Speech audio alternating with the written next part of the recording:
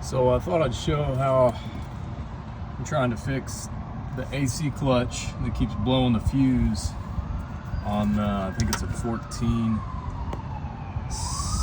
Versa note. So basically, I'm away from home, so I'm just doing this with what I got. I got the spare tire jack, took the wheel off.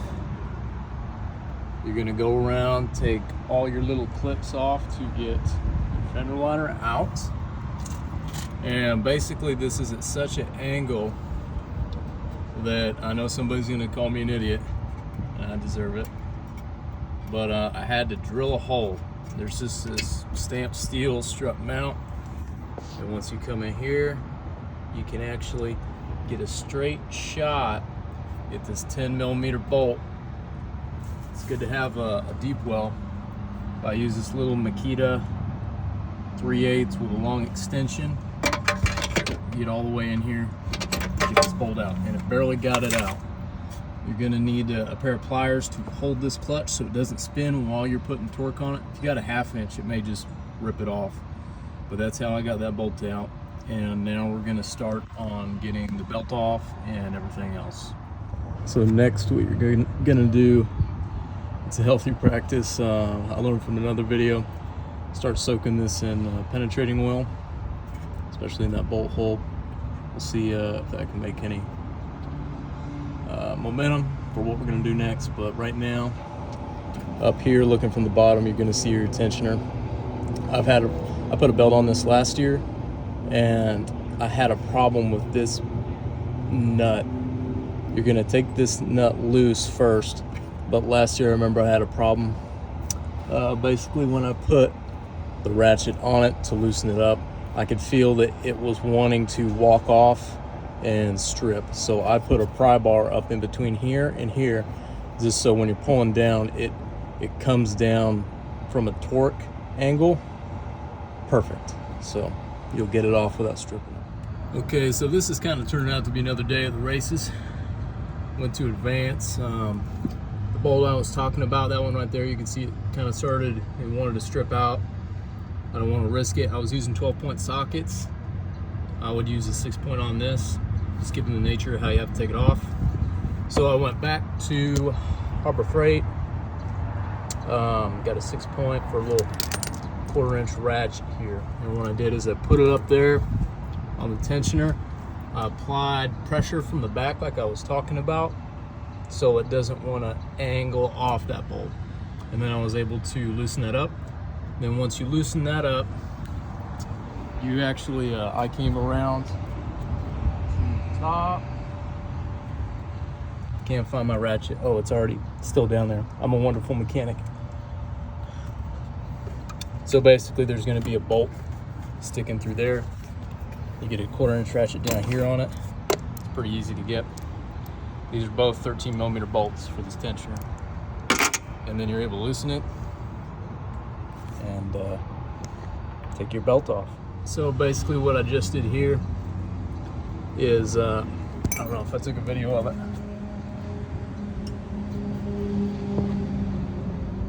So basically, at this point, you probably got the belt off. You have this. What I did is spray a whole bunch of penetrating oil in here because it's gonna wanna seize on the splines, and then you're gonna come in, pry bar or screwdriver, work this thing off, and then from that point, you're gonna see this, which is just your drum. There's gonna be a snap ring here that I just got off with a regular old pair of channel lock snap ring pliers. It's gonna be like this. I just pried on it from the sides, and then eventually it was able to work off, and now we have our magnet. That's our problem.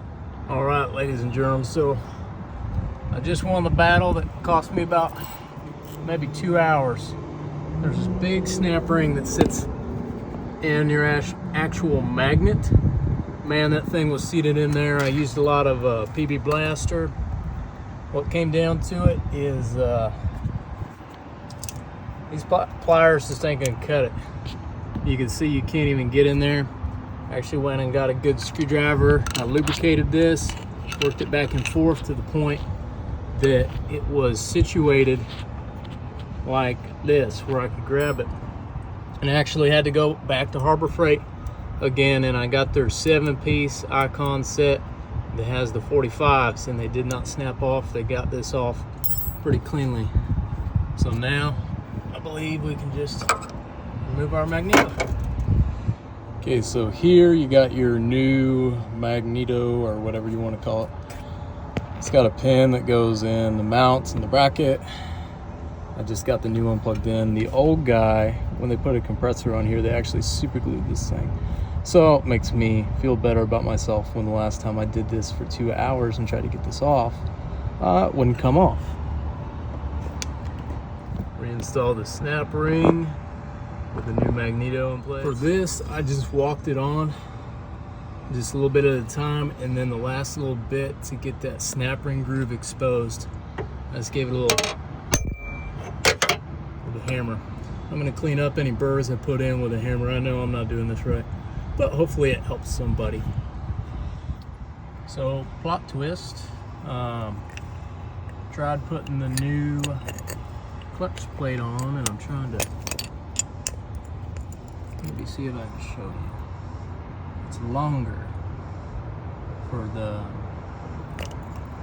this inner portion, so it sticks out way too far. So it looks like to get her going, I'm gonna have to just use this old one. I don't think anything was wrong with it to begin with. Clean her up. Let's put her on here. Okay, so we got the belt back on. We got this torqued down. I put this clutch, I don't know the exact spec, but I put it to where it's freely spinning. There's a little bitty noise where it's dragging somewhere on this pressure plate, but I think that may just grind itself out and it might be fine. Again, I'm not a professional mechanic. I'm just a guy in an apartment complex in 100-degree heat trying to get this done. So now we're gonna come to the top, tighten up the tensioner to where it's got a little bit of sag, and then we're gonna torque back down the tensioner on that nut. So I got her tight. Just remember, when you do run your far bolt in to push this tensioner out, that once you do tighten this, it will tighten up a little bit more. The only way you can really set deflection on these is, I think after some Googling, a Haynes manual said about 4 or 5 millimeters with 22 pounds of downforce. That seems pretty tight. I'll run it just to test the AC compressor and see how it holds up, but I'm gonna do a further review on the belt being this tight. Now, before we start the car, I'm gonna replace the fuse that led us all here, the AC fuse right here of your little side panel. Just gonna throw this very quickly. There we go, we got a new 10 amp fuse. Show you how to basically turn this down. When you take this off, clip comes out, pulls off, and then you pull these clips outward, and then pull this thing up and out, and you'll be good. Okay guys, so I got the car running. Basically I started it up once, and I heard a little metal. Just based on what I was hearing, I just figured I'd put another shim in, and that's what I did. I just used my little shimmy hole right here, take this off again, put another shim on there, and testing her out right now. She seems to be doing pretty good. So we use the old clutch, the new one off the new kit. We're just gonna send it back to the scratch pod, and jamming down the highway from here on out.